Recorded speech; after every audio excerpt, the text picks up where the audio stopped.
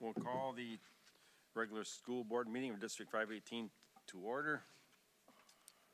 Roll call, let the record reflect Adam Bloom is not with us this evening. Recognition visitors and guests, we'd like to welcome all of you here this evening. We'll stand for Pledge of Allegiance. Pledge allegiance to the flag of the United States of America and to the republic for which it stands, one nation, under God, indivisible, with liberty and justice for all.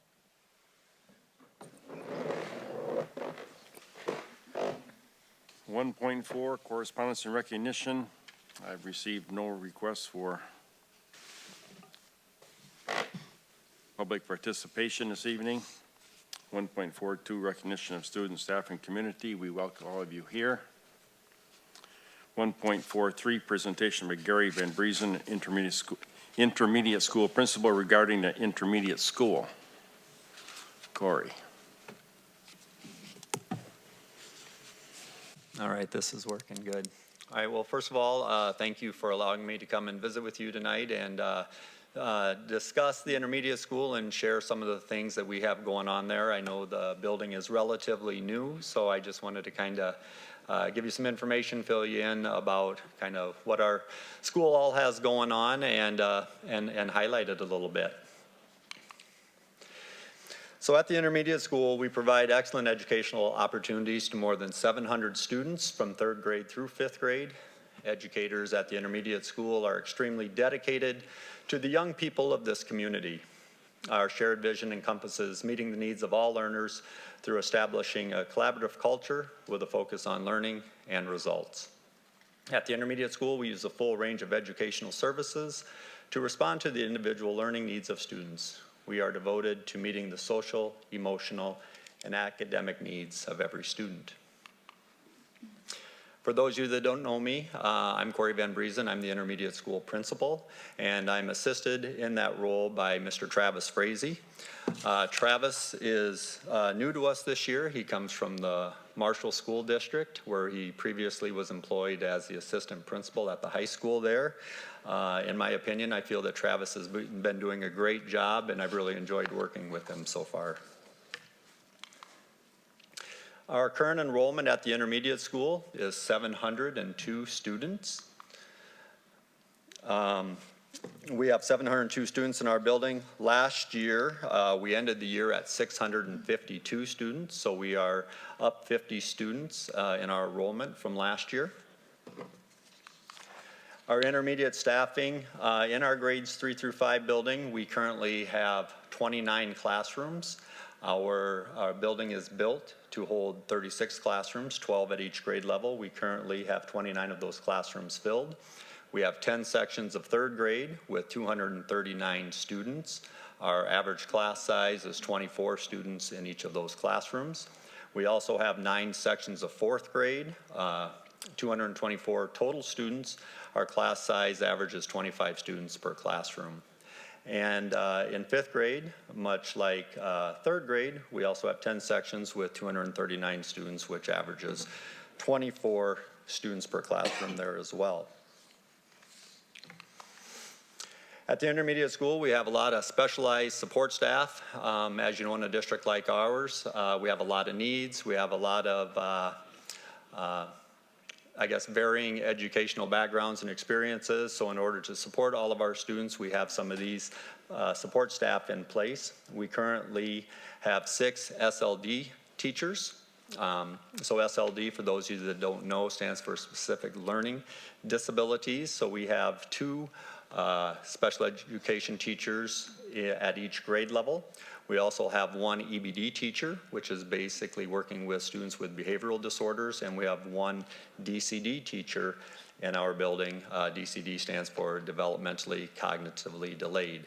We are currently 1 position short yet in our building in the area of special education, and that is our ASD position, which is autism spectrum disorder. So we continue to post for that and look for somebody to fill that role. Maybe we'll get lucky and see if there's a mid-year grad that can help us out. Also, Our English language teachers, we have 7 ELL teachers that support across 3 grade levels, and we also have 3 reading interventionists, 1 at each grade level as well. Our specialist staff, every day our students for an hour each day attend specials in our buildings where they are able to gain several experiences beyond the core curriculum. Students acquire additional learning in the following areas. We currently have 3 music teachers, 2 physical education teachers, 1 art teacher, 1 STEM/technology teacher, and also a librarian/media specialist. Our student services team works to enhance our students' academic and personal growth in order to create an environment where every student can succeed. At the intermediate school, we currently have 1.5 FTEs in the school counseling position, 1 school social worker, 1 licensed school nurse who is new this year, replacing Wendy Dunkersloot. Kylie Larson has stepped into that role and has been doing a great job for us this year. And then, as I mentioned earlier, an assistant principal in Mr. Travis Frazee. We are also fortunate enough to have 2 very knowledgeable and committed instructional coaches in our buildings at times throughout the week. They are shared between other buildings as well this year. Amy Benson and Carmel Halinka do a great job of supporting our new teachers in their instructional practices, among many other things that they do each and every day. Carmel also supports our building as part of her time in working closely with me in supporting some of our school improvement efforts. At the intermediate school, we employ roughly 40 paraprofessionals in the building. And I'm also proud to say that we hired 2 new teachers at the beginning of the school year that came through our Grow Our Own program. So that's something that's pretty cool, and that we're able to reap the benefits of all the work that they've done at the high school level and at the community college and at the end where they finished at SMSU. Pictured, you'll see Tasso Gay Kala on the left. She is an English language teacher in 3rd grade currently, and then Leia Upa is our new art teacher this year. At the intermediate school, we have several extracurricular activities that we are proud to offer. We have 4th grade orchestra, 5th grade orchestra, 5th grade band, and celebration chorus. Again, students are fortunate enough to be able to participate in a variety of extracurricular activities. They can choose to participate in celebration chorus beginning in 3rd grade. They can begin their orchestra experience in 4th grade and continue that on into 5th grade. And they may also choose to participate in the band beginning in 5th grade. We also provide several chances for family and community members to enjoy many events that we host throughout the year. As you can see, I have a list of a handful of parent community involvement that we attempt to have in our building. Parent-teacher conferences is one of those things that we do. Obviously, each year, we kick each year off with back-to-school open house, and then we follow up with 1st quarter and 3rd quarter conferences. Our 1st quarter conferences are slated to take place towards the beginning of November already, which is hard to believe that we'll have 1st quarter already completed. Again, a lot of good things happen at those conferences. A lot of information is shared. A lot of connections are made.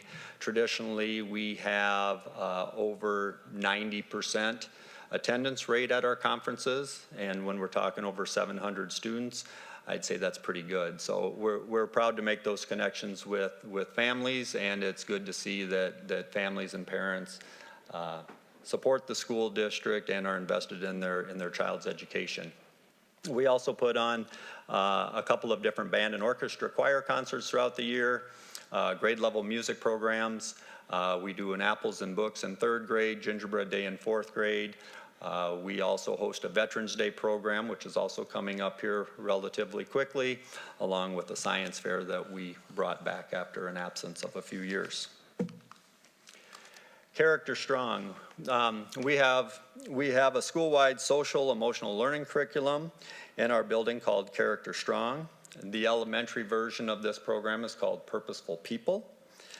We begin every day in our classrooms discussing, practicing, and learning about lifelong character traits which empower students to be kind, be strong, and be well.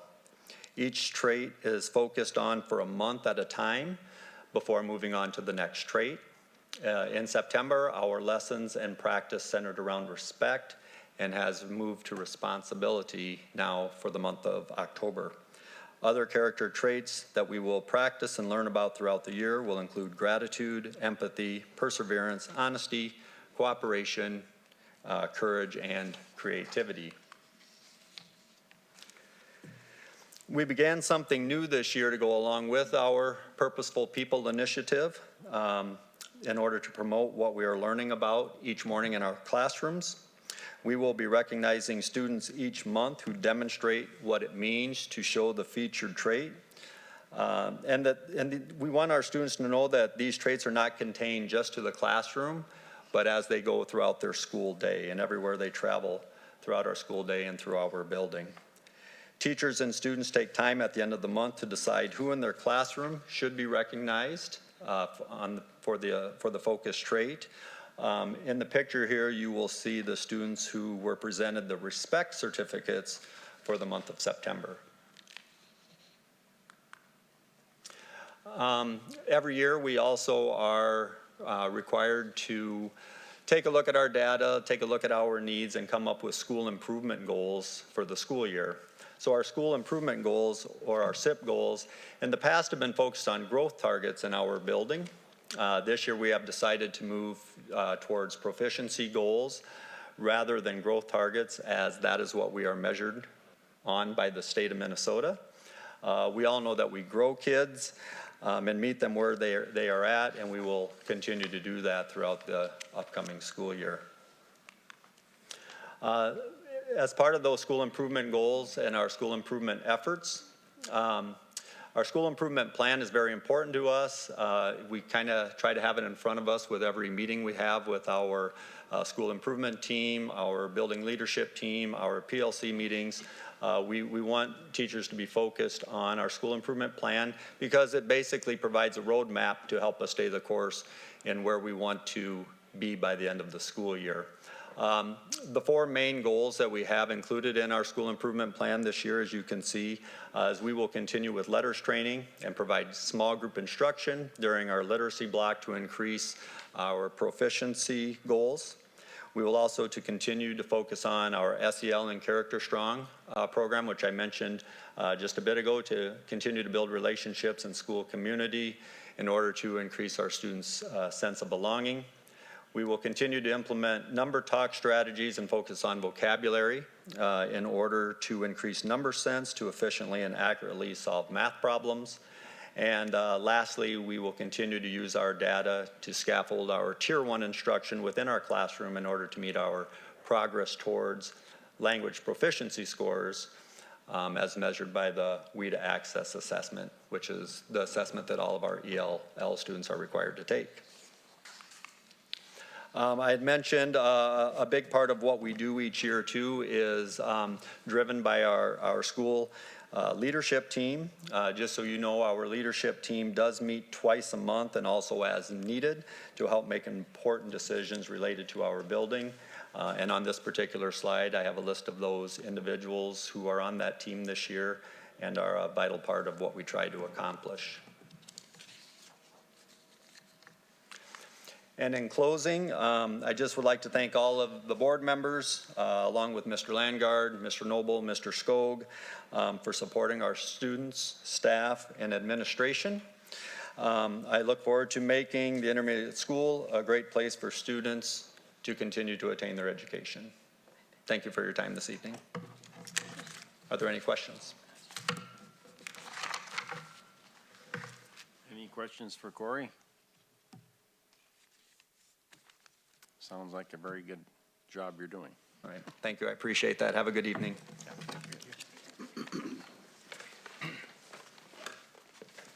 Okay, 1.44, presentation by Carmen Johnson and Dina Lubin, Human Resources regarding Minnesota paid leave. So you guys all have folders. We gave you some information that we're going to discuss just for reference for you guys to follow along. And then when we're done, if you have any questions, we can certainly answer you.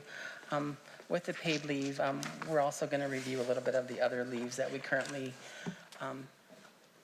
have that we have to deal with our employees and help them through different situations that they may take leave for.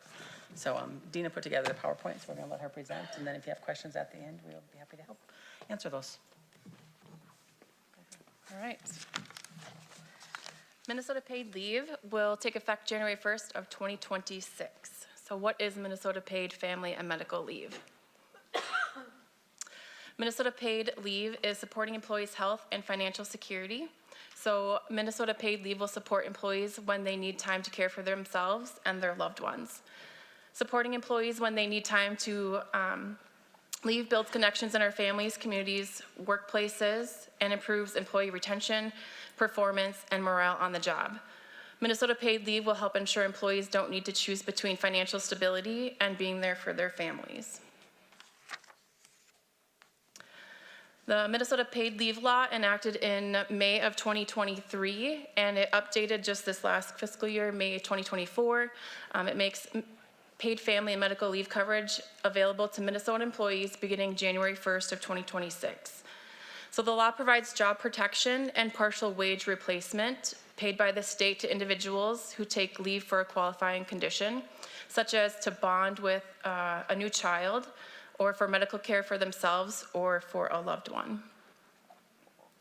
The paid leave program will be funded by premiums made up of contributions from employees and the employers through payroll taxes. Minnesota paid family and medical leave. The payroll tax begins January of 2026, and the benefits begin the same time as well. So what we have here is up to 12 weeks for medical leave and up to 12 weeks of family leave as well. So medical is leave to care for an individual's own serious health condition. And then we move to bonding, which is leave to bond with an individual's child during the first 12 months after the child's birth or after the placement of a child through adoption or foster care. And caring for a family member with a serious health condition. Safety, leave because of domestic abuse, sexual assault, stalking of the individuals or the individual's family member. And then active duty leave is leave because a family member is on active duty or has been notified of an impending call or order to active duty in the armed forces. So what this means is that you can have a maximum of 20 weeks total leave in a paid benefit year. So the qualifying conditions must be at least more than 7 days and be certified by a healthcare provider. So who is covered under Minnesota paid leave? First, we have covered employees. Nearly all Minnesota employers, regardless of the business size or the number of employees, are covered. Covered employees also include full-time, part-time, casual, and temporary, and most seasonal workers as well. Not required to participate in the program according to the state are individual contractors, people that are self-employed, certain seasonal hospitality employees are also excluded. So paid leave wage payments, partial wage replacement means employees can take the time they need to focus on care and bonding and return to work with improved morale and productivity. To support Minnesota employees who need it most, the program is designed to replace wages at a higher percentage for lower income claimants. So eligible individuals can receive up to 90% of wage replacement while taking leave up to a maximum of $1,337 per week. And that number is based on the statewide average weekly wage. To be eligible, employees must have earned at least 5.3% of the statewide average, which is the annual wage of $3,684 in 2023.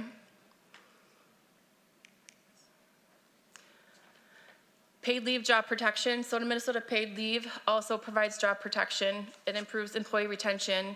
Employees can bond and care for family without job loss. They will also be restored to their same position or equivalent. Compensation will be the same pay. Benefits are the same as before they went on Minnesota paid leave, and their status and seniority also remains the same. So job protection begins 90 calendar days from their date of hire. So building Minnesota paid leave. The rulemaking is the way the state agencies adopt, amend, or repeal the program regulations or rules. The process provides the public a means to comment on rules that affect them. The paid leave division is finalizing draft rules in the following areas: healthcare provider certification, seasonal employment, opting into the program, overpayment, claims administration, leave modifications, benefit payment schedules, private plans, role of the employer, small employer assistance grants, covered employment, job protections, intermediate leave, safety leave. So what this means is that this is still in legislation, and we look to have some more rulings this fall and next year as well. So key milestones for us as employers. So 2024, Human Resource Department and a lot of the leadership team have attended multiple trainings.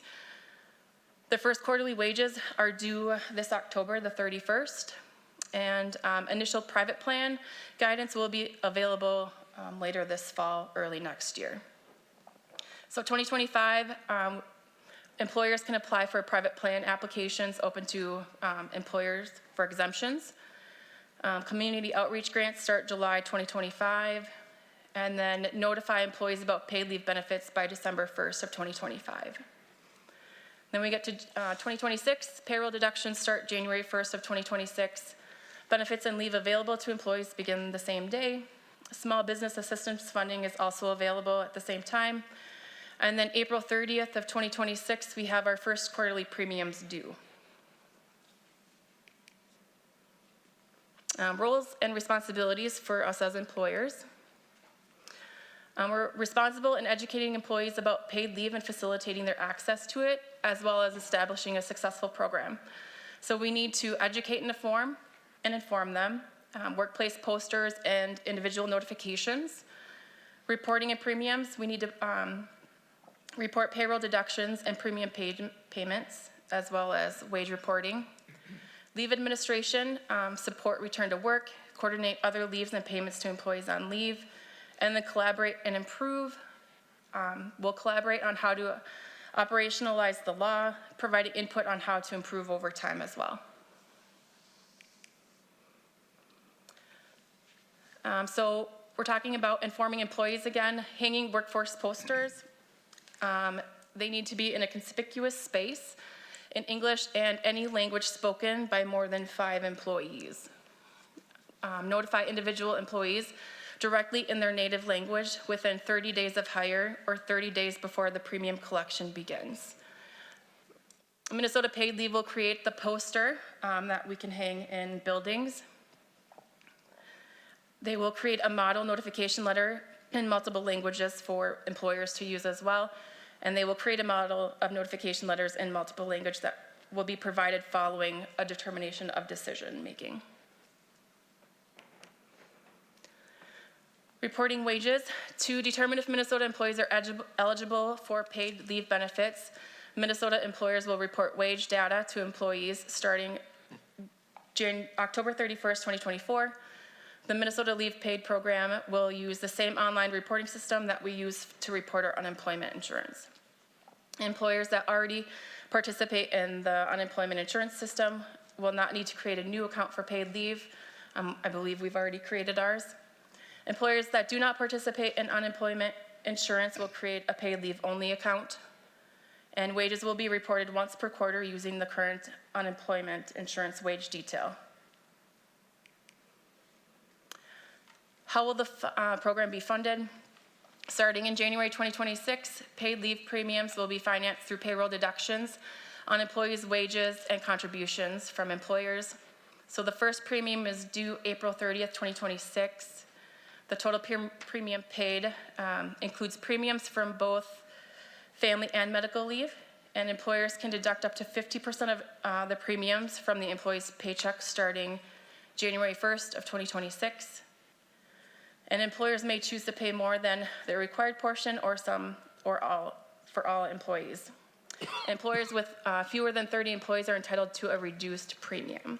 So what that looks like for the district with an estimated payroll for this fiscal year is $34.4 million. And so far the state has estimated that this payroll tax will be 0.88%. So it would look at an additional cost to the district at $151,360 for the employer, if that's at 50%, and then the employees will also have that same expense of $151,360. Coordinating benefits and leave. So Carmen showed you this red folder that's in front of you. So what our leave process looks like currently. I'll go through the slide first and then we'll work through the papers in the folder. So navigating the complexities and administrative challenges. Tracking multiple types of leave for FMLA, Minnesota paid family and medical leave, earned safe and sick leave, which we call sick and safe leave, short-term disability, and Minnesota parental leave. We must maintain accurate record keeping to stay compliant with various federal and state regulations. And large employees face additional challenges due to the complexity of overlapping leaves, types, and eligibility requirements. The volume of leave requests, especially with a large workforce, ISD is the second largest employer in Worthington. It creates significant administrative burden, requiring dedicated resources and robust tracking systems. Payroll deductions necessitates extensive tracking and calculations for various types of insurance, such as vision, dental, health, life, our HSA, FSA accounts, and voluntary benefits as well. And employees are working in other states, such as VIBE teachers, must adhere to employment laws applicable to those states as well. So our leave process works by, have employees start with this QR code. They scan it, submit their leave request for any unpaid leave, or if they believe they'll be gone more than 3 consecutive days. So then we're first gonna talk about FMLA, so you can look in your packets. And you'll see a form that says Notice of Eligibility, Rights, and Responsibility under FMLA. So what that does is the initial request comes to me. I send them, we do a little back and forth working. I send them a form notifying them if they're eligible for FMLA. And then we send the certification form to the employee. So it can be for their family member or themselves. They take this form, they give it to their healthcare provider, whether it's their own healthcare provider or their family members. The family member or the provider then has 15 days to turn around and complete this form and send it back to the district. So there's a lot of communication that goes between the employee, making sure everything's documented appropriately. And then we go to the designation notice that notifies the employees if their leave is approved or not, if they have to pay back a portion of their benefits out of their paychecks, as well as the amount of leave that will be deducted. So that's our FMLA, and FMLA, Minnesota paid family medical leave, will kind of mimic what the federal is. You have to have worked for the district for 12 months and worked 1,250 hours to qualify for FMLA. That's standard across the board in any job you work at.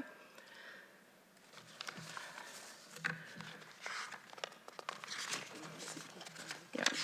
So then you'll see a form, a paper. It says Minnesota paid leave, and it's a comparison of earned safe and sick leave and paid leave. So our earned safe and sick leave allows employees any qualified reasons such as medical, caring, safety, closings, communicable diseases, and bereavement leave. I'll just let you read through that, but that just gives some more reasons for employees to utilize paid leave. Okay, so then we go to the Minnesota parental leave, which is similar. So Minnesota paid leave, you don't have to work for the employer for any amount of time. It can basically start on day one.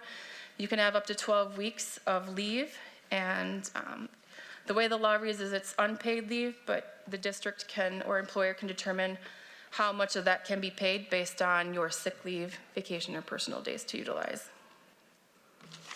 So all these programs are similar, and they run concurrently together. Anything else to add to that? No? Okay. All right, we'll keep moving along. Small employer assistance, so starting in January 2026, available funding will be available to support small businesses during an employee's absence. So what that means is anyone that has 30 or fewer employees, an average employee of under 150% of the state average annual wage. So that's $104,286 in 2023. Benefits, funding up to $3,000 to hire temporary workers and increase an existing worker's wage to substitute for an employee. And that's, And so currently, legislative, this has been, sorry, I can't talk loud. Legislatively, in the forums we've been in some that are just for all businesses, but then some that are directly just school district related. We had asked questions about, are there any grants for schools? Obviously, it's going to have an effect on our budgets. Part of it is just the cost of the premium. We're also going to have a cost, as people are out, we're going to have more sub-cost. There's small business grants. They said currently there's nothing out there, nothing on their legislation right now as how the state is going to help school districts or any governmental agencies. So right now we're kind of on our own to look at that cost. And I think that's when we talk about different costs the district is incurring with these different leave plans. They benefit the employees, and we're grateful for that because there are definitely times that people need to be off for reasons. So with that, we're estimating, roughly around $150,000 that's going to cost us in premiums. The sub costs, I don't have an estimate for that, but those numbers have increased. We have seen approximately 85 to 100 people off a day in our district. Most of those we do try to find subs for because they're definitely positions we need subs. So there's that added cost of this plan. The other thing, unemployment, I know Mr. Lingard has mentioned this a couple of times. We just got our third quarter bill. Roughly the summer unemployment for any school your employees is between that $350,000, $375,000 that added. The state had money in there to help compensate that. We're not sure for this last one how much the state has left to cover that. We haven't gotten that amount yet. We had received the bill for it, but we're not sure on if they're funding that whole spot of that or if some of that's going to come out of the district, and then most likely going forward it will be 100% on the district. So, do you guys have any questions about any of this coming On up? that piece, it'll stop this year, and then it'll be the entire responsibility of the district starting. Going like next 2025. summer, yes. Okay, Yeah, for next summer, yeah, okay. yeah, true, exactly. Yeah, On one of your slides, it mentioned long-term and short-term disability. And I'm wondering if you could just speak to the overlap between like our existing short-term and long-term disability plans and then this new program? And is there going to be a potential cost savings if we don't need that long-term or short-term disability? so right now the district funds long-term disability. That will still take place, so it's actually, you have to be off 90 days and then day 91, that long-term kicks in. So the only time there would be an overlap is on the one screen, like when it says up to 20 weeks. So you can take 12 weeks in each category, but if it's the same person, you could take 12 weeks in one category and then only 8 in the other, so max of 20. So in that case, there may be a little bit where my understanding is they cannot use like an employer paid leave. Obviously, they could have their own. Currently, we don't have a short-term disability plan. One of the things that we wanted to look at was, would it be cheaper for the district to just purchase their own? Because some businesses, even in town here, they have their own short-term disability. It's already a benefit they offer. But those short-term disability plans have to make changes and have to meet the state guidelines. And one of the biggest, we had talked with our AFLAC representative. For them, they just said the tracking part of that's going to be crazy because you have to know the employees' wages. Some people are going to get 90%. Some people are going to get 2/3, some people are only gonna get 50%. So they thought for them that it was gonna be really hard to even come up with anything, and the state hasn't even released the guidelines to the private short-term disability companies yet. They said after the first of the year. So their window to get that ready to go and for us to be able to even look at that is gonna be very short as we move forward to the December deadline of having to know if we are gonna do this plan or that plan. Our first wage report across the state, everyone's wage reports are due the end of October. Once the state gets that, then they're gonna be able to maybe more finalize what that premium amount's gonna be. So a lot of things are still to come. Some things we know now. We have another, almost monthly now, we're having webinars or meetings talking about how we're gonna implement this and do this. Our first wage report, we do have some staff that are excluded from our wage report, our unemployment wage report, which for one is you guys. So we had to go set up another account for just paid leave. We had some other random employees that we also were able to exclude by law, and now we have to include them into our a paid leave only submission to the state. Currently, our payroll system is not ready for that yet, so we gotta figure that out before the end of the month, so we're working on some of those. So definitely as we move forward, there'll be more information and different things that we're gonna have to work towards. Matt, did you have a question, or? What did you say was the average daily absence? So I ran a report for September and October.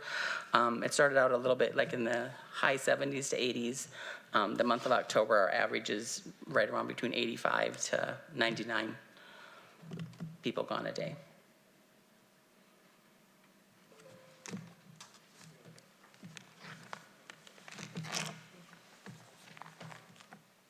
Okay, any further questions for Carmen and Dina?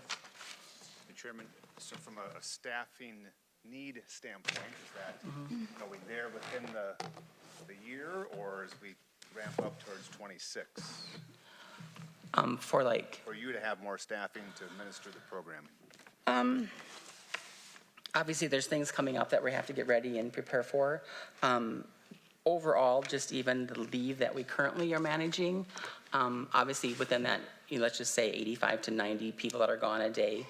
So the, or FMLA, Dina can relate to how much time she spends on FMLA and even the sick and safe leave, just to see who can be gone for what reason. It is taking up a lot of time. We had hoped that we could have like, even in Dina's position when we hired her, or Kelsey in the past, that was just gonna be a portion of their job, but it's becoming their full job. So then that takes away from our other things that we're trying to work on and trainings that we, other laws that we have to follow in the HR department. So, there's a need at some point for some support in the HR department, whatever that looks like and how that works out as we move forward. We'll have to see how that goes. Is any of it outsourceable? Are there any agencies that specialize in tracking? Not that I'm aware of, honestly. So in even just our local HR group that we meet once a month too, we're all kind of just like, how do you even do this? And we've tried some different software programs to make it easier. We really haven't found something that has helped us, that isn't almost honestly creates more work for us at times to even operate the, get the software programs up and running. So we're still looking. We talked to a lot of different school districts. My HR forum, across the state, we're all kind of trying to share ideas on what works and what doesn't work, so.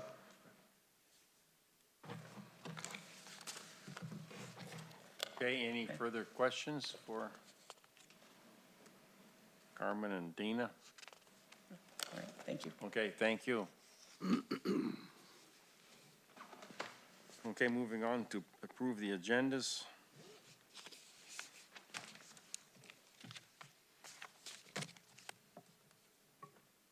Need a motion? I make a motion to approve the consent and main agendas. Second? Motion by Steve, seconded by Matt to approve the consent and main agenda.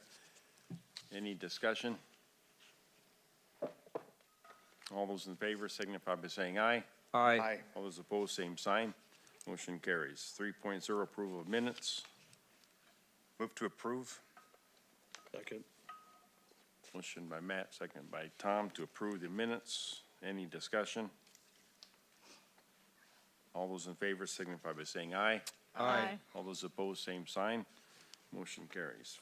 4.0, consent agenda. We need to approve the items on the consent agenda. I move approval of the items under the consent agenda. Second? By Lori, second by Matt to approve the items on their consent agenda. Any discussion? All those in favor signify by saying aye.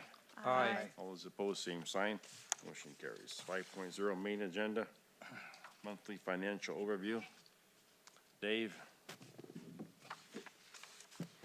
You should have the revenues and expenditures report through the end of September, so we're 25% into our fiscal year.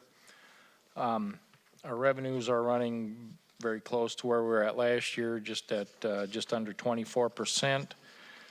And the expenditures are running a little bit ahead of last year at 17.5%. There's really been no extraordinary or unusual revenues or expenditures at this point, and things seem to be moving along pretty well. Okay, any questions for Dave? Okay, hearing none, we'll move on to 5.2, discuss, approve the lease levy for service cooperative payment. Don? So this was presented at the Operations Committee and discussed. Really what it comes down to is we use currently the lease levy for Memorial Auditorium and the rental of the ice arena. We have paid for the service co-op lease levy out of the general fund the last few years, and based on where we're at right now and moving forward, to me, it looks like the right time to move this back under the lease levy.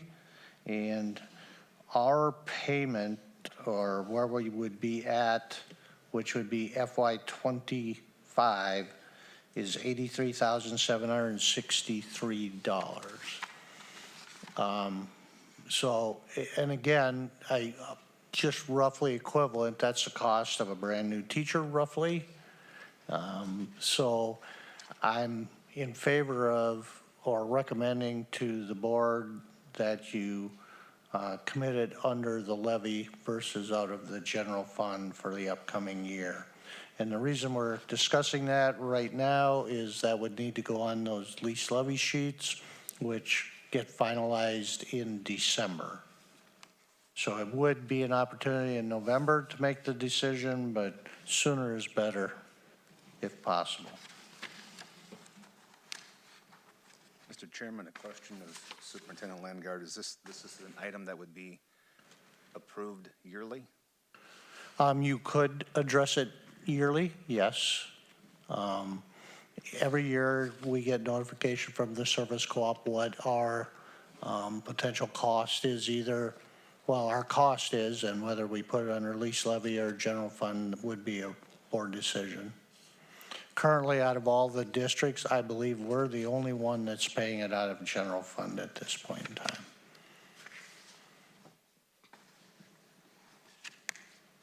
Move to approve the use of lease levy for service cooperative payment. I'll second that motion. Motion by Matt, second by Lori to approve the use of lease levy for the service cooperative payment. Any further discussion?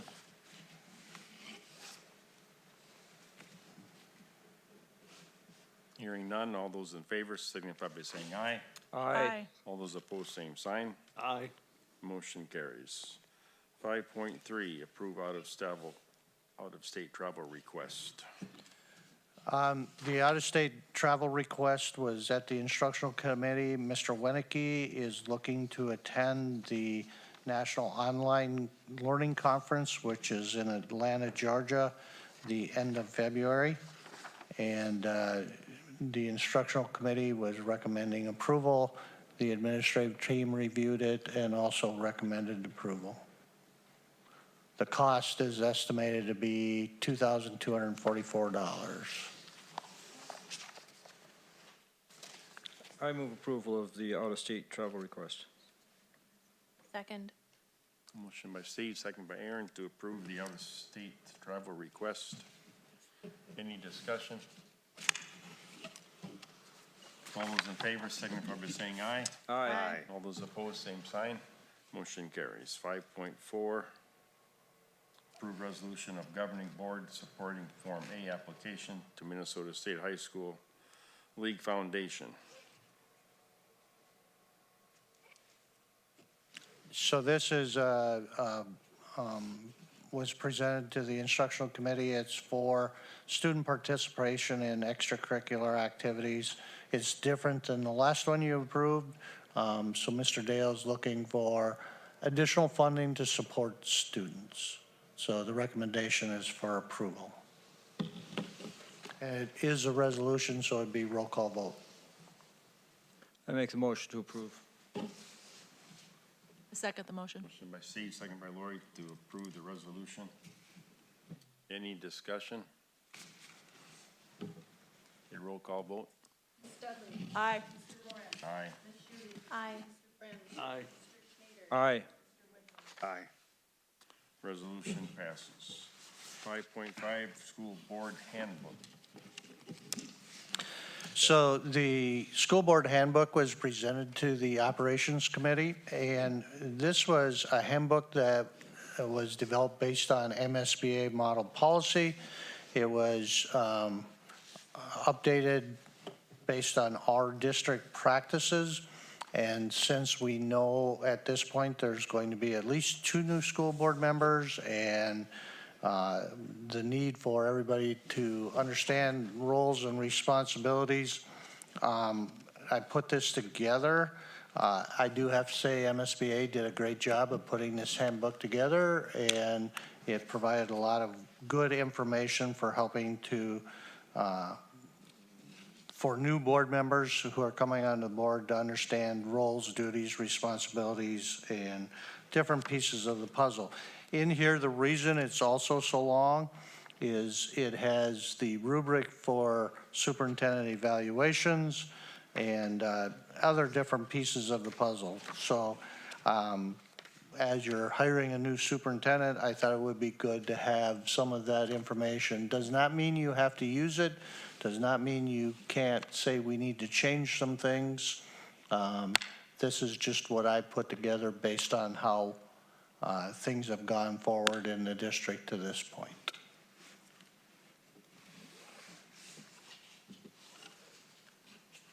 Okay, that's just for discussion. Correct. Any questions for John about it? Just a wealth of information, and thanks for getting it together and getting the MSBA involved with the model policy that's included. Okay, thank you, John. 5.6, approve HVAC software update.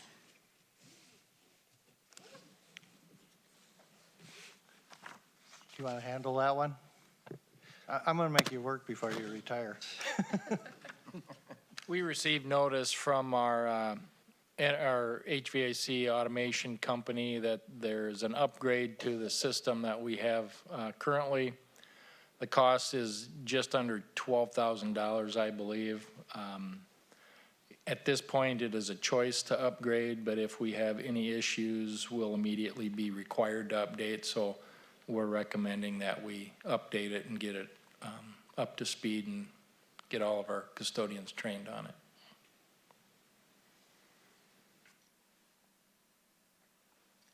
Okay, any questions for Dave? Chairman, one question. This would be district-wide or particular buildings? It's district-wide. Covers the entire district. I move approval of the HVAC software update. By Lori, Second, Steve. second by Steve.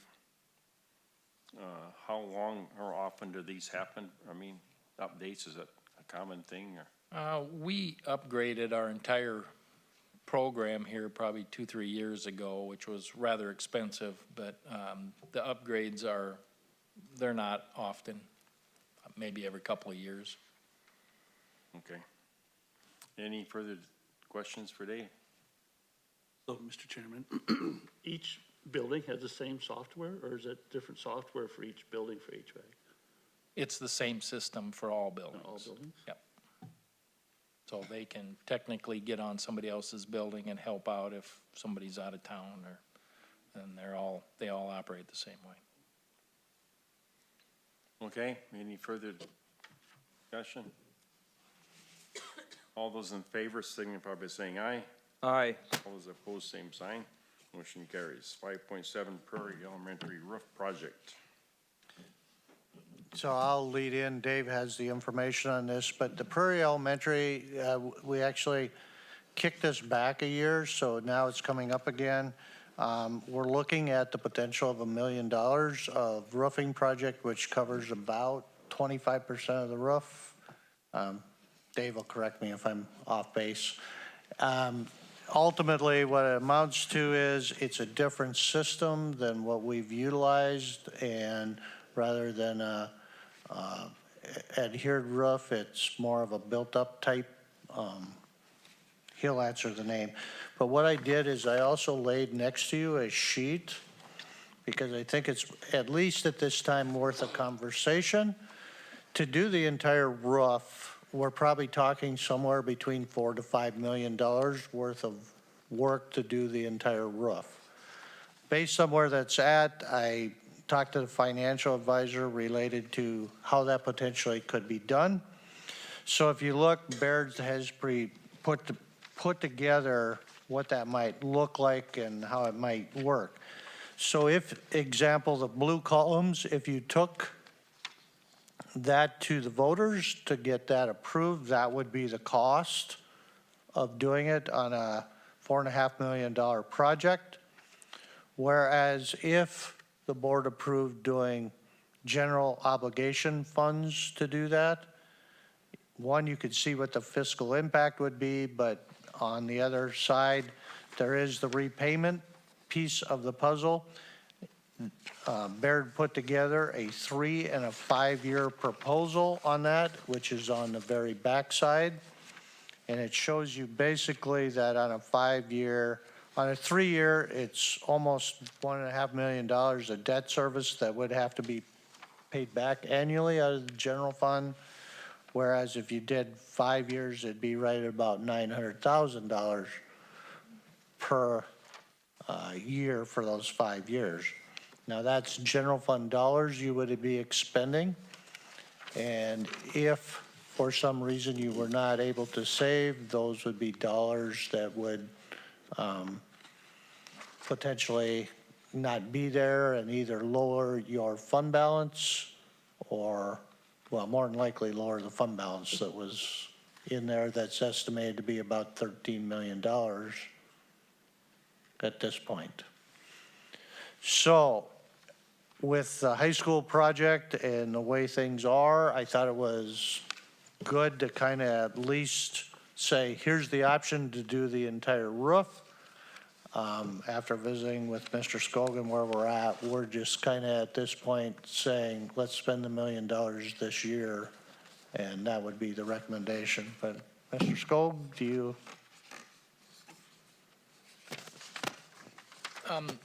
I guess part of the reason we're looking at a different style system is our property and casualty insurance is becoming extremely difficult for schools anymore. Obviously, the premiums are going up, the deductibles are going up. They're doing full building inspections now where they never used to, and they're actually, if they find buildings that they don't feel are insurable, they're dropping the insurance. We feel this type of system has a longer longevity, so the actual cost over time goes down. The initial cost is higher because it's a little different system. And so that's kind of why we're looking to go that way. If you guys are okay with us looking at that, we will probably come back in November asking to go out and get bids yet this fall to try and get good prices. And then the fact that I'm not here after December, the project could hopefully be in place for next summer. And David, at the operational committee, you said that this newer system is a full warranty for 30 years? There's a 30-year full warranty. Full warranty. Okay. And And that's for- normally what's the other roof is it 20, 22 You can get a years? 20-year, I wouldn't call it a full warranty, but anything that happens to this roof, they'll come and fix it for nothing. So you're talking a fraction of the roof or the whole roof then? We're talking about 1/4 approximately, like one wing and a little few extras. Sure. Steve? I like the idea of going, trying the new product. I think it has a lot of potential, for a longer life. Number one, to deal with it quite as often. I think the technology that they have now for the different layers or Ewing's using and stuff before, it was tar paper and more tar on top of tar. I think the synthetic materials they have now are going to last longer and provide a better, stronger roofing system for us. So I think that's a positive for us too. And we can also see the costs on it when we get the final prices, and we can also then go next year and we can take a look at what the prices might be and get an idea of whether or not they're going up by 5% or 2%, 10%, whatever it might be. And then possibly may want to look at the option of doing the rest of the roof. If we're happy with it and the prices are escalating more than we'd really like to see, we could always do more of the roofing or do the whole thing and do some bonding at that point. So I would support going with the newer roofing system with the 25% or about the $1 million cost this year, and then taking a look at it again next year and see what we got and see how it's performing. I'll make a motion to move ahead with that, the new built-up roofing system, doing approximately 25% of the existing roof. Okay, motion by Steve.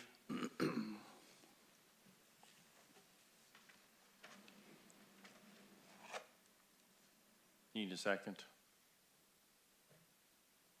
I'll second the motion for further discussion. Okay. Motion made and seconded. Mr. Chairman, it is listed as just discussion on the agenda. Was there an intent to take action? We're just trying to get your opinion on on changing the roofing system, and then we would have, get specs ready to go so that we could come back and request to go out for bid in November, I guess was our intent. I guess the recommended action is to approve the project. So we'd be approving the 25% of it going out for bids. My motion was to approve moving ahead with the project Right. as recommended, doing part of the roof, not bonding the whole thing. On the agenda. Mr. Chairman, a question on what's the proposed way to pay the $1 million approximate cost? We have long-term facility maintenance dollars set aside Is that for this project. what is the approximate amount there? Is there an advantage? Is it only $1 million or is it That's a portion of our long-term facility. okay? That's what we felt we could assign for this year for roofs From that fund? from that funding source, yeah. Okay. I guess that was my question of if there's additional dollars there, is it wise to use more of that now to do a larger percentage? Because the cost is only going to go up. You know, I don't know. I've not had experience with this system, so. Okay. And we always have other projects that come up that require some of those funds as well. And the current roof is out of warranty on all parts of it? Yes. And then at the operational use, there's been some leakage around some of the things on the top of the roof. We have some leakage.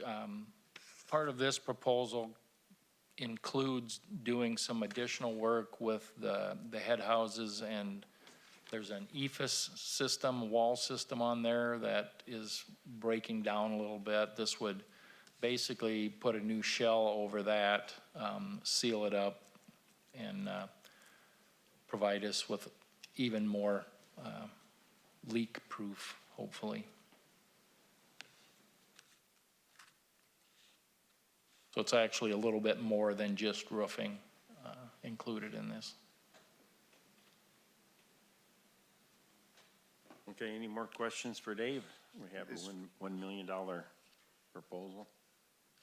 So the motion is for further discussion on it, more details, or how's the, The motion was to move forward with doing just a portion of the roof instead of looking at bonding and trying to do the whole roof at one time. And then they would get together, they would move forward with that, preparing the specifications of plans and stuff to do just part of the roof and not looking at doing the whole roof with the bonding to cover the cost. So with that, we would come back then next month with requests for going out for bid Advertising for and bids. so on. so we really don't need a motion, you just, Technically, if It just- everybody's in agreement of moving forward with it, then that's what we'll look to do.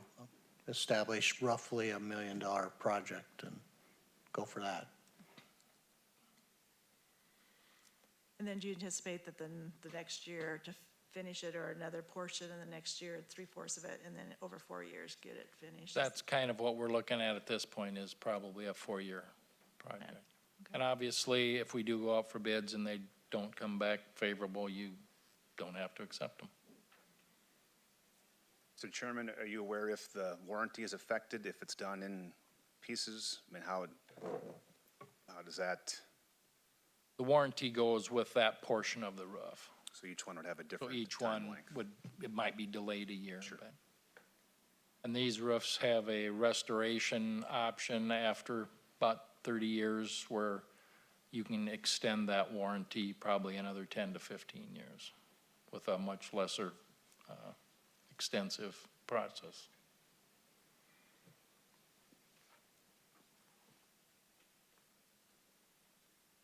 Okay, well, we had a motion that you wanted to, just clarifying, we're gonna spend $1 million on roughly 25% of the roof.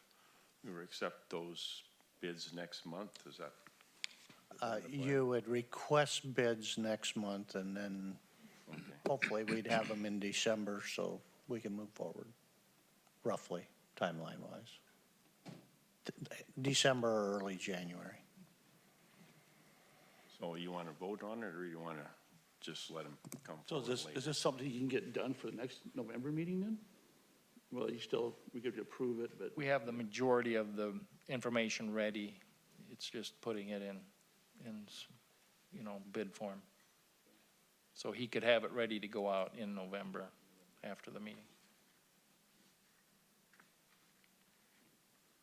So what do you wanna do? You wanna vote on it, or do you wanna wait till We November? have a motion and a second, Okay. so we should vote on, Okay. motion second to go forward. Okay, the motion is $1 million at 25% of the roof to go out for proposals next month, right? We'll come back and request authority to go out for bids, yes. Mr. Chair, I was just trying to clarify that we're moving ahead with a partial replacement, and not looking at moving forward with a bonding for 4 years. That's what I was trying to clarify in the motion, that give them the direction on how much I think we should be doing. I think we should be doing just part of the roof and not bonding for the whole roof at this point. That's what I was trying to clarify. And that gives them the direction to put the proposal and everything together to come back to us then and get ready to go to keep this moving forward. And this would be long-term maintenance dollars, this 1 million Yes. that we have available, right? Yes. Right. Okay, any further discussion? All those in favor of the motion signify by saying aye. Aye. All those opposed, same sign. Motion carries. 5.8, approve salary and benefits increase for Worthington paraprofessionals.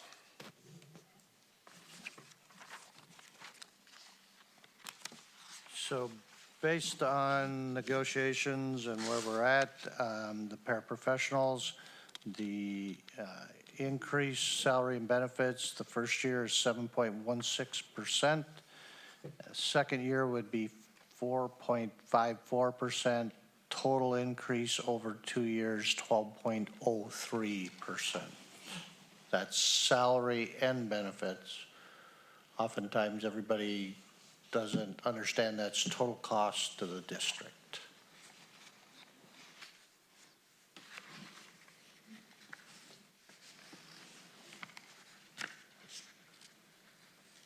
I move to approve the salary and benefits for the pairs, please. A motion by Tom, Second. second by Aaron to approve the recommended action as presented. Any discussion? All those in favor of the motion signify by saying aye. Aye. All those opposed, same sign. Motion carries. 5.9, approve salary and benefits increase for custodial association.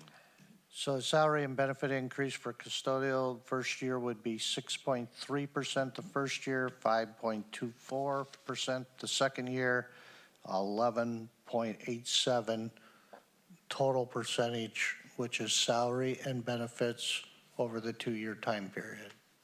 So again, total costs. I make a motion to approve the contract settlement. I'll second the motion.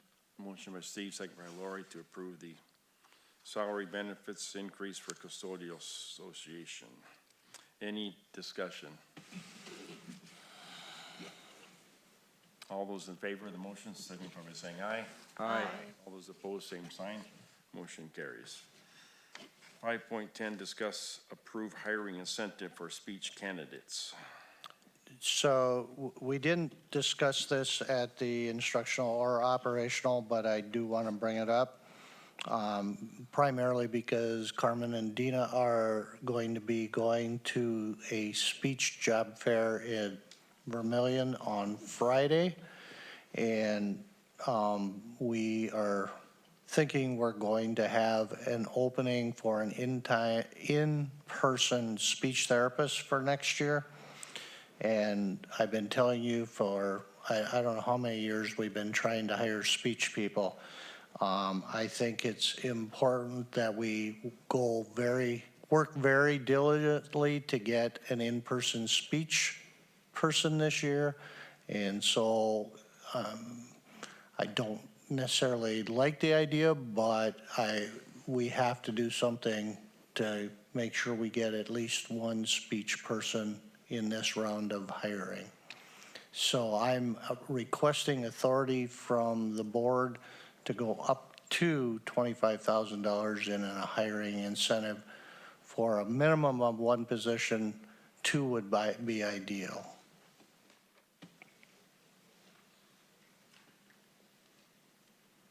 The incentive would be over more than 1 year, right? I would look to, yes, make it more over a couple years, so it's not somebody show up, work 1 year and be gone.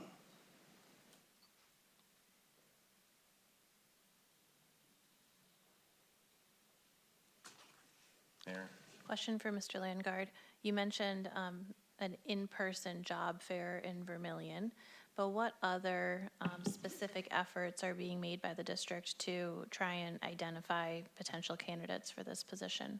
Well, personally, I've talked to people who are graduating that are actually students that attended here and tried to recruit them. Had no success in getting them to come back to their hometown.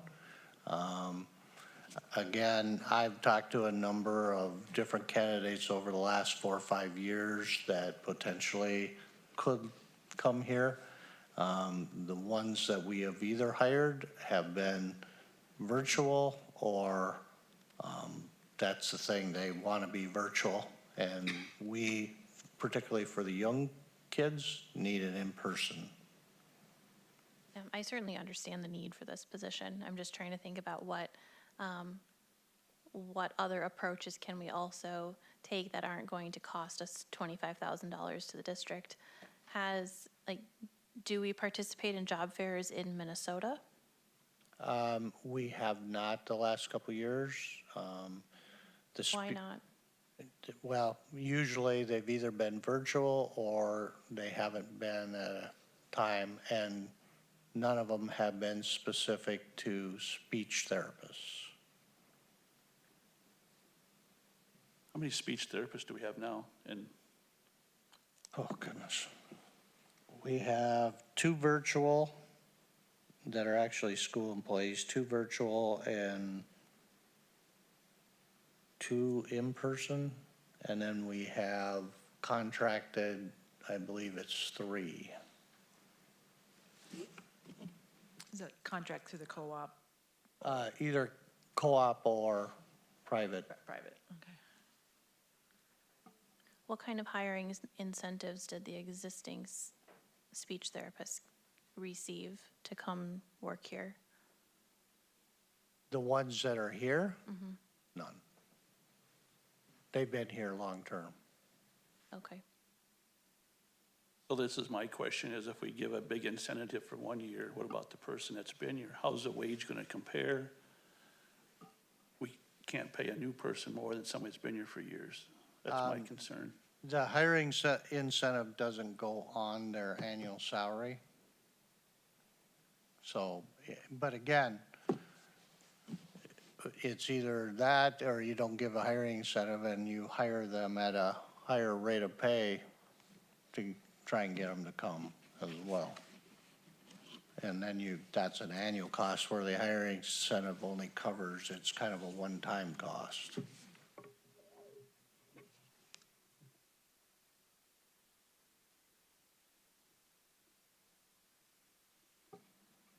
I'm just telling you, we need to have one next year, and I'm open to any ideas you have, but I'm thinking a hiring incentive at that will get us at least the one in.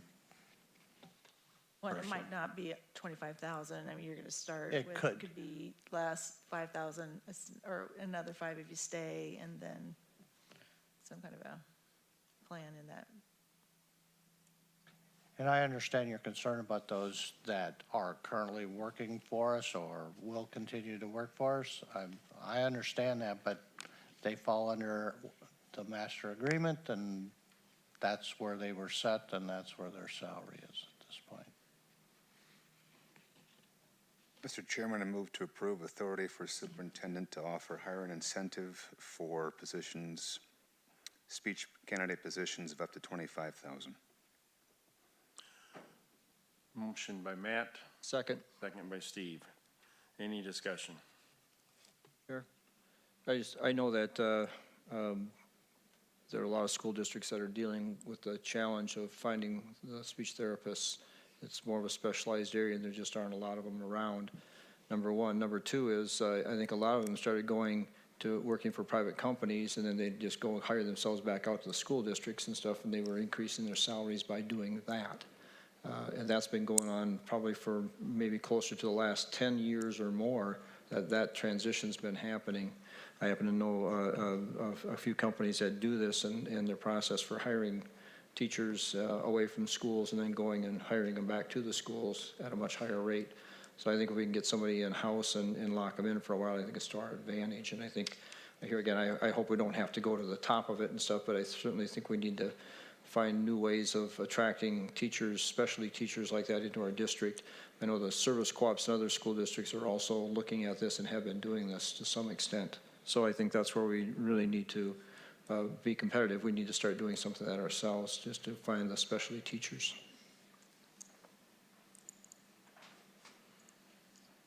Any further discussion? And just for clarification, it would still come back for the board for final approval. The hiring would, The yes. hiring at the cost that, if someone agrees to it, we would specify that number. The board still has to approve it at that point. So you're giving your authority to do it at this point. But we have the finals, the board will have the final say whether to hire. So.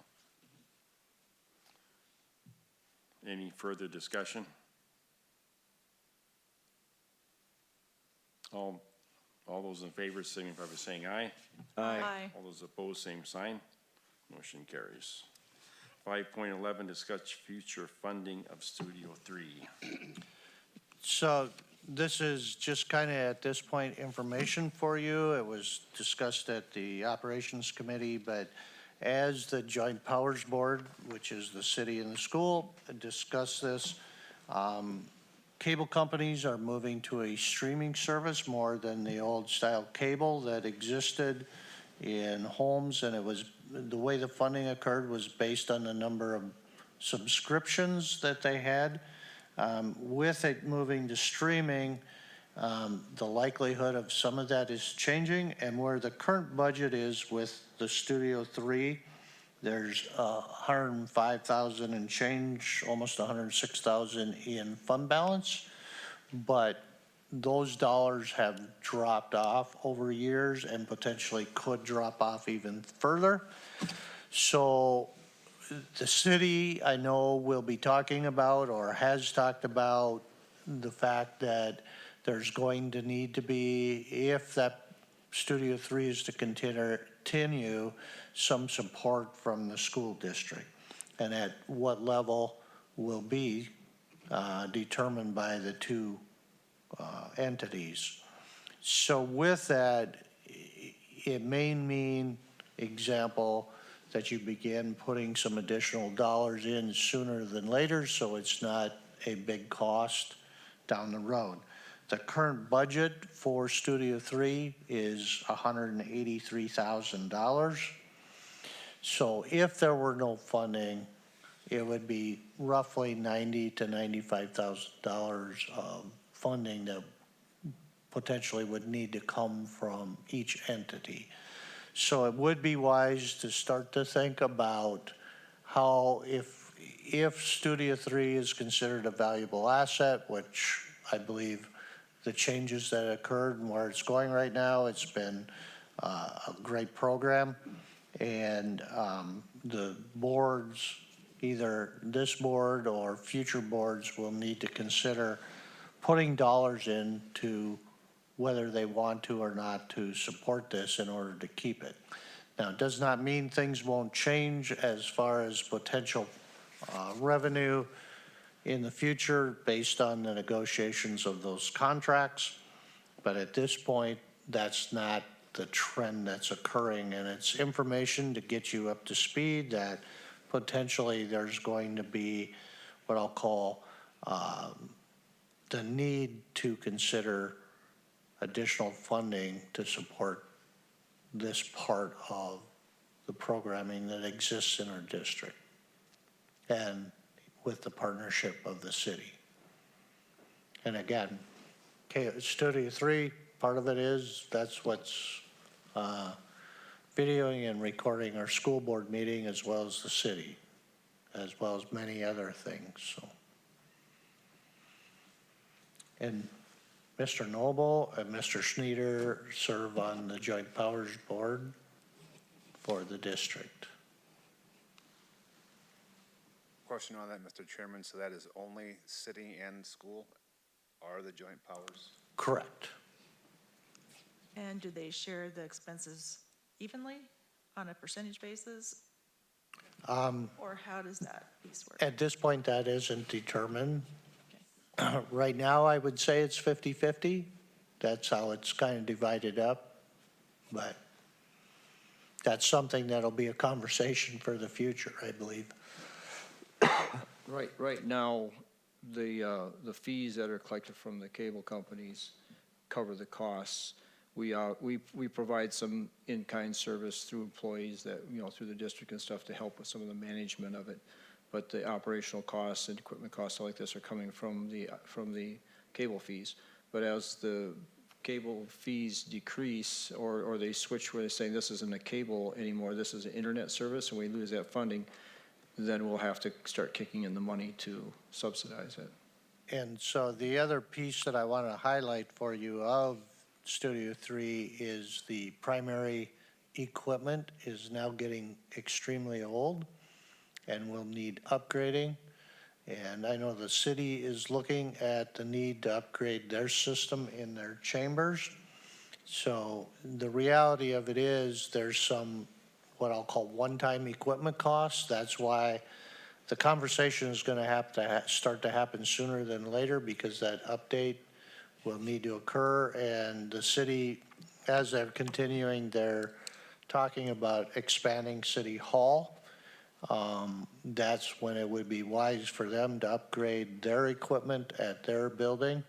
But it's the primary equipment that's housed in this building that needs updating. And right now, Amy Ernst has estimated that to be a $100,000 cost.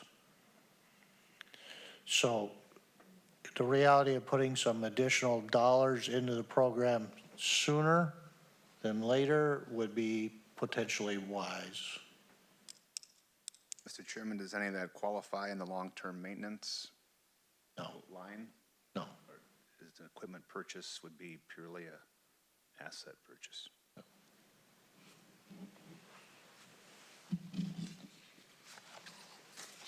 This is just discussion at this point. Information discussion, yep, because it's going to come up sooner than later here as the Joint Powers Board continues to talk.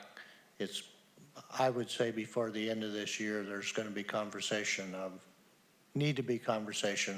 putting dollars in. We're not the only, public access channel in the state either. There's others involved, and they're working as a group to try and lobby to get some of this funding and stuff and some of these descriptions that are in the law, either changed or clarified to know where the funding is coming from, and that is still required for them, the cable companies to be paying these fees. So, that it hasn't taken place yet, but that'll be something that'll be worked on too, to try and continue this flow of income coming in to keep these local stations going. Okay, we'll wait for the next update on the whole issue. Okay, 5.12, discuss approve addressing district office staffing. So with the district office staffing, you're working to create you have the plan in place for the transition of hiring a new superintendent. And with Mr. Skog's retirement coming up the end of December, it's imperative for moving forward, in my view, to create as much flexibility of how the structure will look in the district office, as well as creating the opportunity for the new superintendent and the new board of what things might look like as we move forward. The one concern I have is based on the structure, the new board may not have all the background to make some of the decisions related to how the structure should look. So based on that, I believe you have a few options to consider that would help address some of those things for the new board. One, we can go out and advertise, and you can maintain the current structure, which is Director of Operations position. Two, you could go to an interim Director of Operations and look to just put that in place for a length of time as an interim type. Three, you could go to making a structural change, which would be to move, rather than a director of instruction and director of operations, to an assistant superintendent position. And with the other district office changes that potentially are coming, may be advantageous and create enough flexibility so if the board ever wanted to go back to the split positions, they could. Or you could go to an interim assistant superintendent. So you really have four options. And with that, I've thought a lot about it. I've gone back and forth. In order to create the best flexibility and flow for the district, as well as moving what I'd term forward with creating some stability while leaving flexibility for the so-called next board next year and the new superintendent, I would recommend that you move to a structural change, which would be an assistant superintendent. It would require some reassignments of duties, and it would also require probably some ideas of different compensation for some of the additional work. But I think long-term, it would create the most flexibility. And quite honestly, I believe that would be a hire and a permanent, not an interim position, at least at this point. It could always change, but at this point, I would recommend to you to consider changing the structure and go to an assistant superintendent after the first of the year.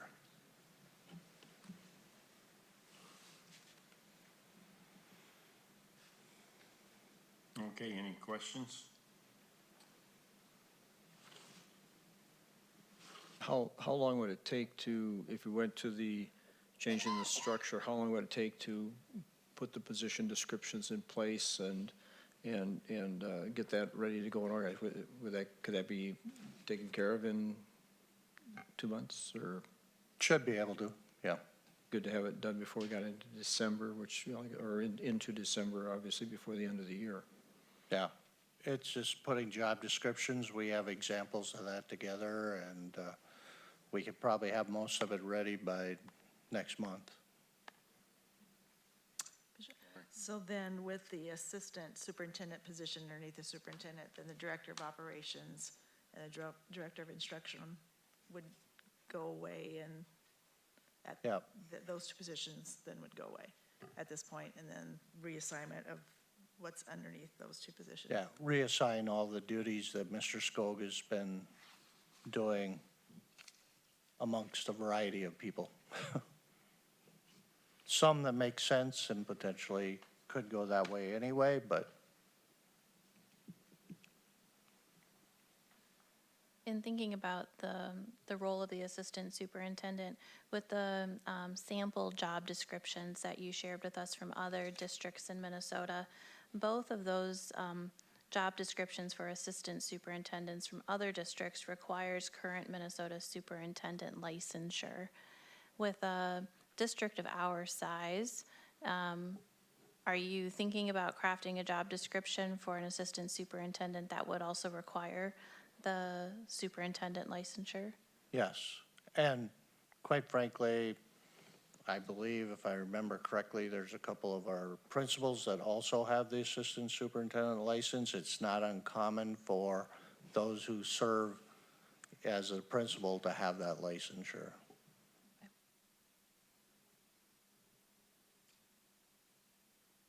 And based on where, I'll be really blunt, based on that, I would recommend we just do a reassignment of Mr. Noble to that assistant superintendent for the remainder of this year.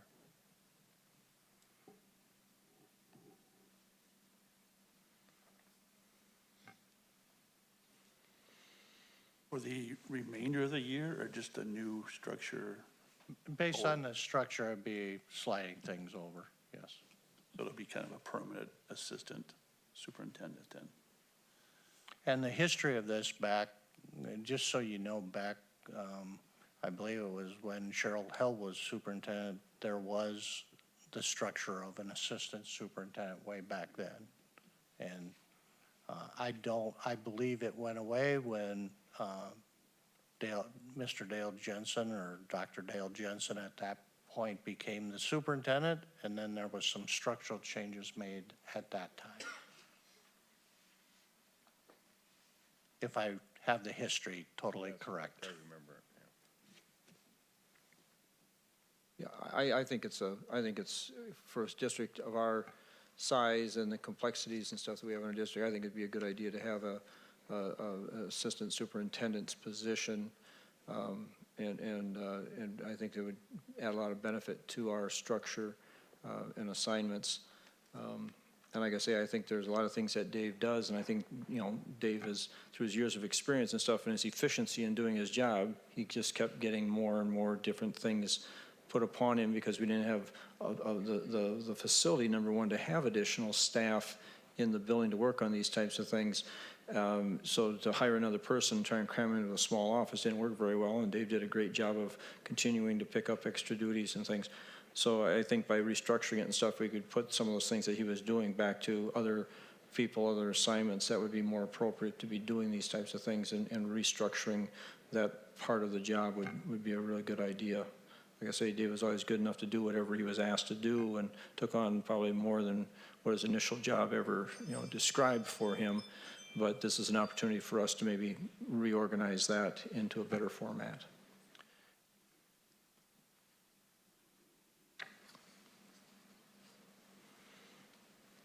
Any further discussion? Do we have a motion or don't we? So are we, this is the only, you got district office staffing. I mean, it sounded like earlier the HR person, HR department's gonna need more staffing. Can this also be included into this one, or do you want to keep that separate? Well, so yeah, there'll be other changes that are potentially coming from the relation, and maybe even some reassignment of some job duties to other places. But if you just look at what Carmen and Dina presented tonight, you can see the load that has been created by all the different legislative mandates that are coming and the need for tracking with accuracy of all this and reporting. It's becoming it's a bigger job. What is it? 6 years ago, we had Carmen in HR. And now we're up to 3 people in HR.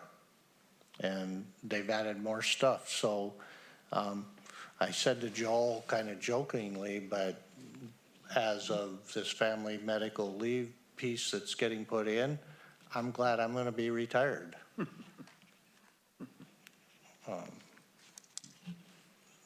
It's kind of a smile on my face. I'm not going to be in the middle of that when it comes in.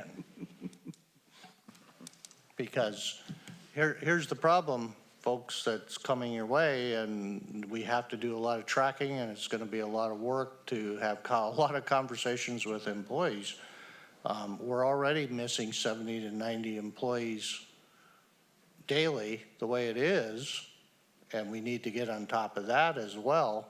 But now some of those employees are going to be out 12 to 20 weeks. And it's going to create even a bigger burden on not only our district, but other districts. So I don't see, based on where legislative action is creating any less work for what I call district office staff.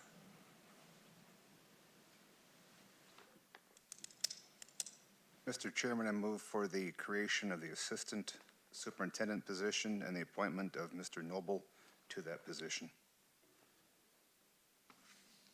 I'll second that motion. Motion by Matt, second by Steve, to assign Josh Noble as Assistant Superintendent and other positions for others. Job duties will be given other responsibilities. Discussion? Dave. Yeah, I think along with that motion would come the understanding that the district would move forward with the reorganization of duties from the business director's position and get that, come back with some type of a plan for us to move forward with other staff that might be needed or where those other duties will be going. And here, again, as Superintendent Landgard commented on, that would also include the potential for some salary adjustments depending on the duties and the assignment and the workload that's being redistributed. So I think it's, even though it's not necessarily stated by Matt, I would assume that would be the next step for the administration also, to take that next step and prepare that information to come back to the board to update us on what's going to happen from that point. We were taking 2 positions into one. We're going to reassign other job duties to current staff. Yep. And if needed, you may have to add staff, you're saying, In the HR area, in the HR area. Yep. That will be determined as you as we move define the forward. job descriptions, correct? That's the way I understand it. Okay. Any questions? I support the reorganization, and I think it makes sense to create this assistant superintendent job. With all due respect to Mr. Noble, I do think that it would be wise for us to consider posting the position of assistant superintendent just having a window of time where the position is open, applications can be received. We would, of course, encourage Mr. Noble to apply. But I think just in the spirit of,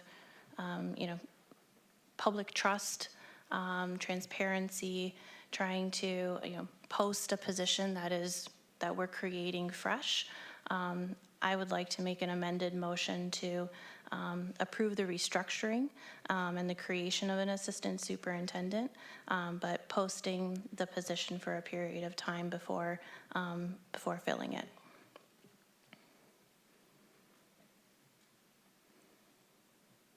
We have an amendment to the motion.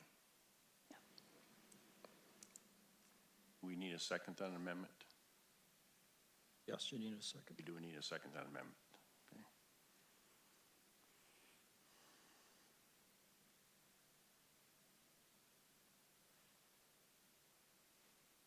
Hearing no second, the amendment fails, or we cannot proceed. Back to the main motion. Any more discussion on the main motion? All those in favor of the motion signify by saying aye. Aye. All those opposed, same sign. Aye. Motion carries. Okay, we'll go on to reports.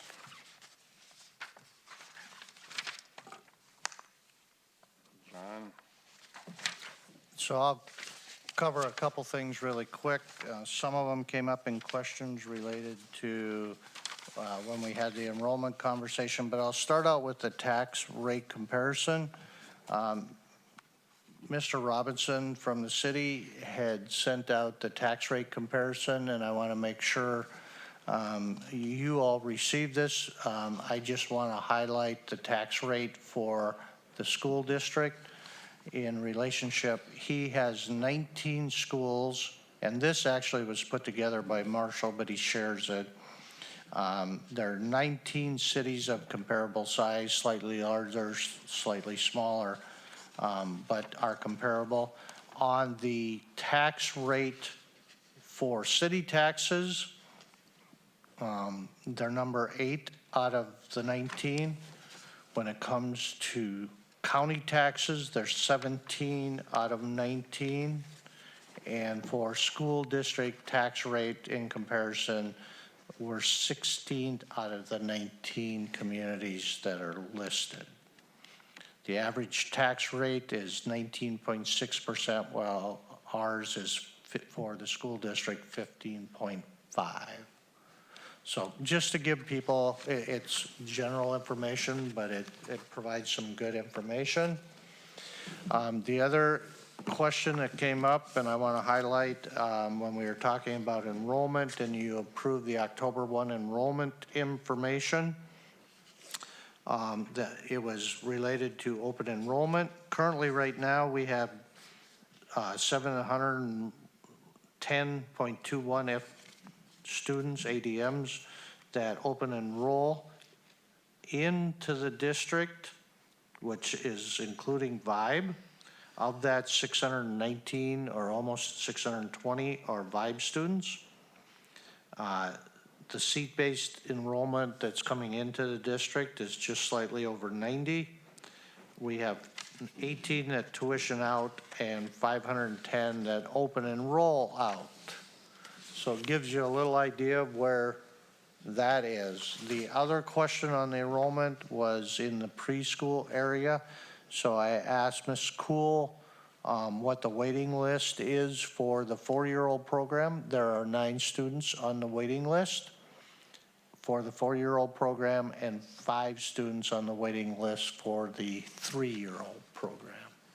So those were a couple questions that came up, and I just wanted to highlight that when we had the enrollment conversation. And that's it. That's it. Okay, thank you, John. 1.2 Instructional Committee. Everything's been covered. Okay, thank you. Operations. I think everything's been covered. Okay. Any other reports? Future business, set canvassing date and time.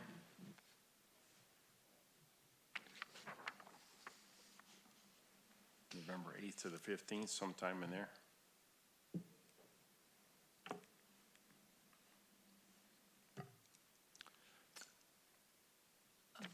Was there a recommended date, Lisa?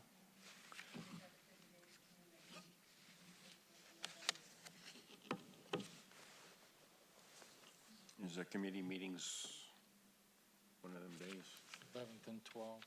11th and 12th are, So typically, you've done the canvassing meeting prior to one of the meetings, because it's generally a 10-minute meeting. You can either do it the 11th, instructional committees at 7:30, so if you wanted to do it at 7 on the 11th, you could do that. If you did it on the 12th, you could probably still do it at 7. That meeting starts at 7:15. Does Veterans Day have any impact on meeting? Veterans Day have any impact on meeting? 11th is Veterans Day. Monday, the 11th is Veterans Day. Are there any restrictions on meeting on holiday? I don't believe so. I can't think of any right offhand, but I thought I'd ask. I don't think so.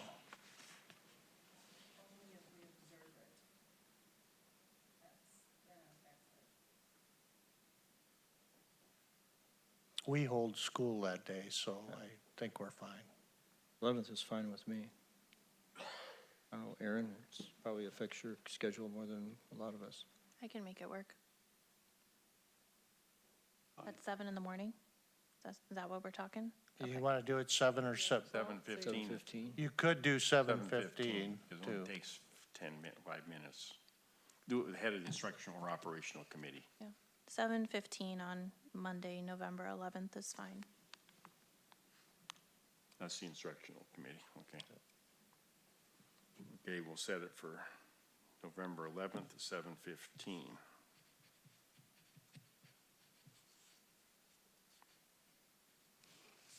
Lisa can send out a reminder. Okay.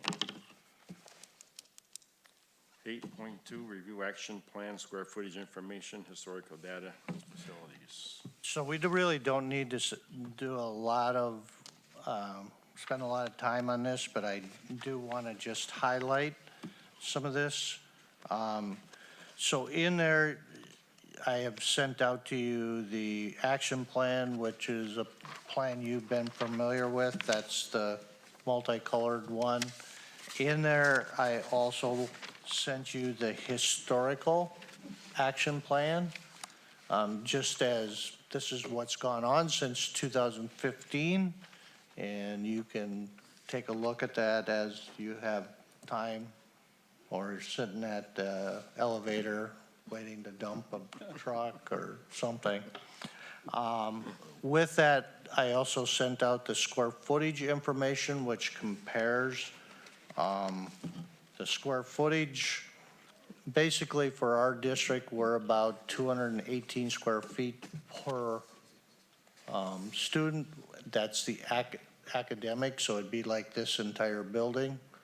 And I did have it broke down by building. I don't know if that got included or not. But anyway, it also has the comparisons to other districts. Per square foot, we're on the lower end. The state recommended is 250 square feet per student. So we're below that. And I just really wanted to highlight that. The document you got sent has all what I'll call service co-op area schools and the Big South schools, so conference schools. And they're intermixed into that data. And then one thing I did want to at least highlight for you, I did find the 2015, if I can find it here. 2015 square footage report. I'm not going to find it when I'm looking for it. I'll go by memory, but in 2018, excuse me, we had 156 square feet per student. That's back in 2018 when we're looking to build the intermediate school building. After the intermediate school building, we're at about 193 square feet per student.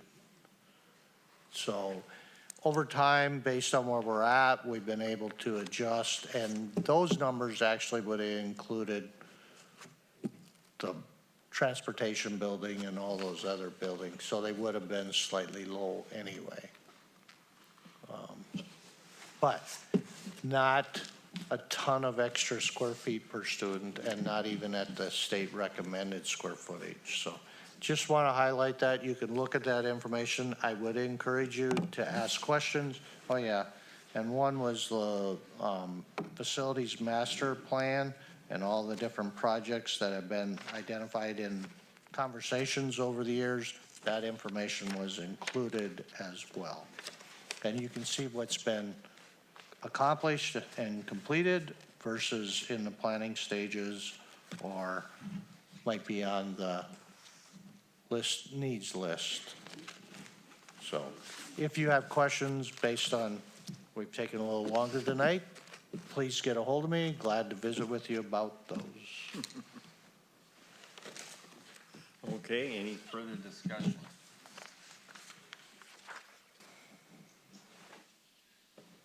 Hearing none, we'll call the meeting adjourned.